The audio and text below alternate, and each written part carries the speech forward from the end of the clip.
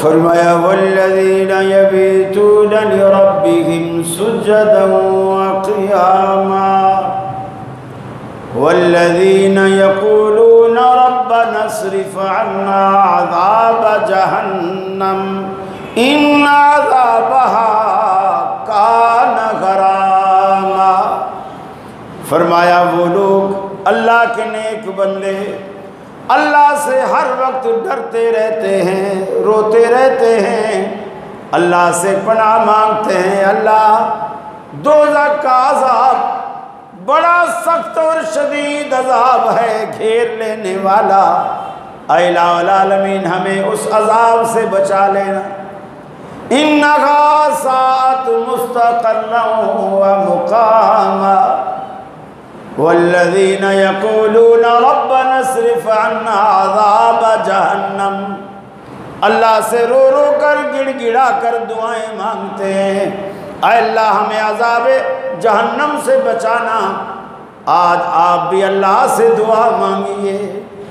ارے وہابی نرے وہابی نہ بن جاؤ کہ رب سے بھی مانگنا چھوڑ دو۔ آج ہزاروں مساجد میں چلے جائیے، یقین مانیے حدیثوں کی مسجد سے دعا کا جنازہ نکال دیا گیا، دعا کا رواج ختم ہو گیا۔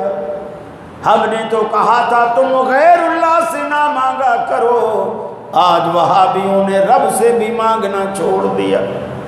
اللہ سے مانگا کیجئے، گڑ گڑایا کیجئے، رویا کیجئے، مولویوں کے چکر سے باہر آئیے۔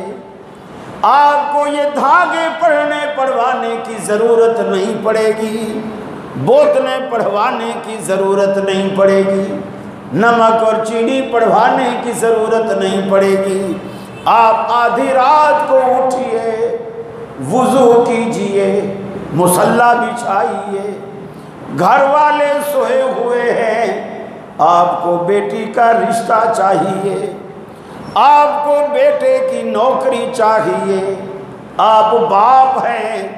اللہ کے رسول فرماتے ہیں دعوت الوالد لولدہ، اللہ نے دنیا میں کوئی باپ ایسا نہیں بھیجا جو باپ اپنی اولاد کے لیے دعا کرے اور اللہ اسے قبول نہ کرے۔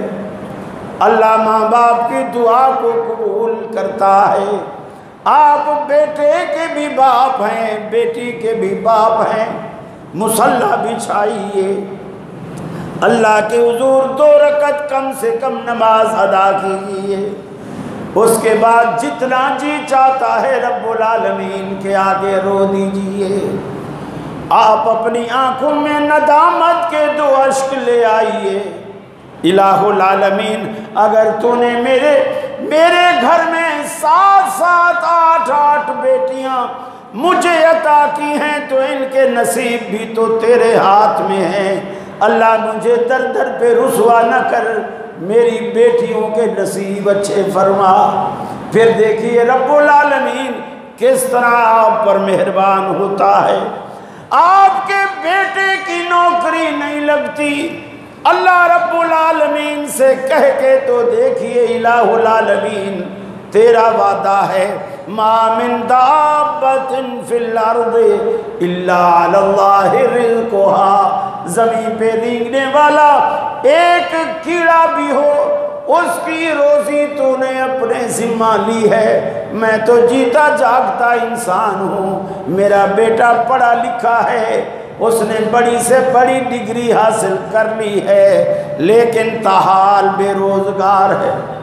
آپ وہ ندامت کے اشک رب العالمین کے آگے بہا کے تو دیکھو، اللہ کے حضور اپنی جبین نیاز جھکا کے تو دیکھ، ندامت کے 2 اتھرو گرا کے تو دیکھ، ارے دست سوال اٹھا کے تو دیکھ، اپنی طلب کا دامن اس کے آگے پھیلا کے تو دیکھ، اس کے لطف و کرم کو آزما کے تو دیکھ، اپنا دکھڑا اسے سنا کے تو دیکھ۔ اللہ کہتا ہے میرے بندے تیرے آنے میں دیر ہو سکتی ہے، میرے راضی ہونے میں ہرگز دیر نہ ہوگی۔ وَقَالَ رَبُّكُمُ ادْعُونِي استجب لکم، تمہارا داتا، تمہارا پالنہار تمہیں کہتا ہے ادعونی استجب لکم، میرے بندو مجھے پکارا کرو، میں تمہاری دعاؤں کو، میں تمہاری درخواست کو قبول کرتا ہوں۔ کیوں گلے کرتا ہے کہ ہماری سنتا نہیں؟ تو میرے دروازے پر ایک مرتبہ آ، اگر میں نے تیرے آنسو اپنے دامن رحمت سے نہ پوچھے تو پھر میرا نام بھی رب نہیں۔ آپ اس کے دروازے پر آؤ۔ اللہ کے رسول فرماتے ہیں وہ بوڑھا مصیبت کا مارا ہوا، وہ بوڑھا مصیبت کا مارا ہوا جس کو جوان بیٹوں نے دھکے دے کر گھر سے باہر نکال دیا، ایک وفادار بیوی تھی وہ بھی اللہ کو پیاری ہو گئی، بینک بیلنس تھا وہ بھی بیماریوں کے علاج معالجے پہ لگ گیا، آج جیب بھی خالی ہو گئی، کمر بھی جھک گئی، کانوں کی سنوائی جاتی رہی، زبان سے گویائی جاتی رہی، آنکھوں سے بینائی جاتی رہی۔ ایسی صورت میں گھر والوں نے بھی دھکے دے کر گھر سے نکال دیا۔ یہ بڈھا ساری رات کھانستا ہے، نہ خود سوتا ہے نہ ہمیں سونے دیتا ہے۔ گھر سے نکلا، دیواریں پکڑ پکڑ کر گرتا پڑتا، آج 80 سال بعد، 85 سال بعد، 90 سال بعد آج مسجد میں پہلی دفعہ داخل ہوا ہے۔ اللہ کے رسول فرماتے ہیں جب وہ مسجد میں داخل ہوتا ہے اور اللہ کی جناب میں ہاتھ اٹھاتا ہے، اللہ کی رحمت اسے ایک مرتبہ بھی تانا نہیں دیتی، ایک مرتبہ بھی تانا نہیں دیتی۔ 80 سال گزارنے کے بعد جب کچھ کرنے کے قابل نہیں رہا تو آج تجھے اللہ کا گھر یاد آیا ہے۔